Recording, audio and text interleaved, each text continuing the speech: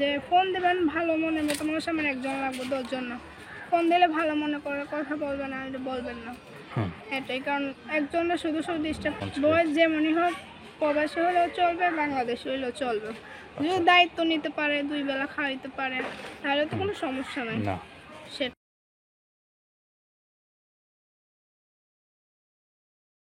দেশ বিদেশ থেকে ভিডিওটি দেখার জন্য যারা ক্লিক করছেন তাদেরকে জানাচ্ছি স্বাগতম। আপু আসসালামু আলাইকুম। ওয়ালাইকুম সালাম। কেমন আছেন আপনি? জি ভালো আছি আলহামদুলিল্লাহ। ভালো আছেন না? তারপর প্রতিবেদনে কেন আসছেন বলেন তো? প্রতিবেদন আসছে তো অনেক কষ্ট করে। কষ্টে পড়ে আসছেন? কি ধরনের কষ্ট? কি ধরনের কষ্ট? মনে করেন আমার বাবা ছিল, ছোটবেলায় ফালাইতে চলে গেছে, মা আছে, ছোট ভাই আছে।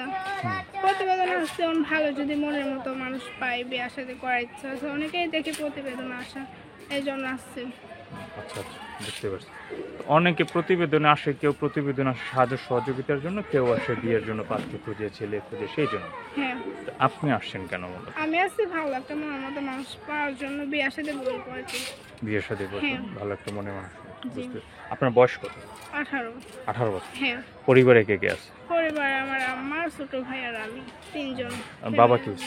বাবা ছোটবেলায় ফালাইতে চলে গেছে।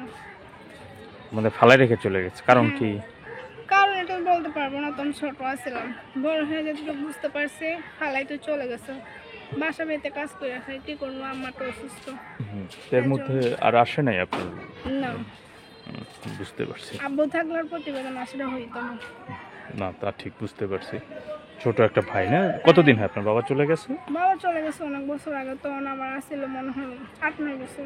আর যার বাবা নাই সেই মাত্র বুঝেন তা তো বাবা হারানোর কতটা কষ্টের। না, তা অবশ্য ঠিক। তো এখন আপনি বিয়ের জন্য কেমন ছেলে খুঁজেন? বিয়ের জন্য যেমন ছেলেই হোক।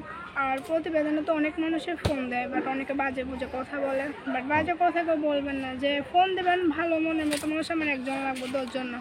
ফোন দিলে ভালো মনে করে কথা বলবেন, আর বলবেন না।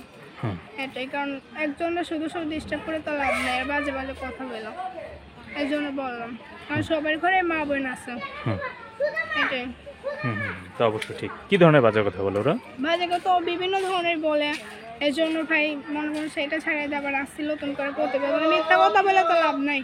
এর আগে একবার প্রতিবেদনে গেছিলাম, বাট সেখানে মানুষ পাইনি বলে আবার চলে আসছে প্রতিবেদনে। বুঝতে পারছি। তো বয়স কেমন, চাকরিজীবী নাকি প্রবাসী, কেমন পাত্র চান আপনি? কেমন বয়স যেমনই হোক, প্রবাসী হলেও চলবে, বাংলাদেশি হলেও চলবে। যদি দায়িত্ব নিতে পারে, 2 বেলা খাওয়াইতে পারে, তাহলে তো কোনো সমস্যা নাই। না, সেটাই। তো ভিডিওতে ফোন নাম্বারটা দিয়ে দেবেন না? হ্যাঁ। আচ্ছা, তো ফোন নাম্বারটা দেন তো আমাকে। ফোন নাম্বারটা বলতে পারবেন নাকি? হ্যাঁ, বলতে আচ্ছা, পারবো। কি যেন নাম বলছিলেন? খাদিজা। খাদিজা।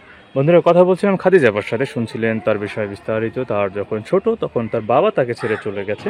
ফ্যামিলিতে তার মা আছেন, ছোট একটা ভাই আছে, না দাদি আছেন নাকি? না। আর কেউ নেই? আচ্ছা, মা, ছোট ভাই, এ নিয়ে তার ফ্যামিলি চলতেছে।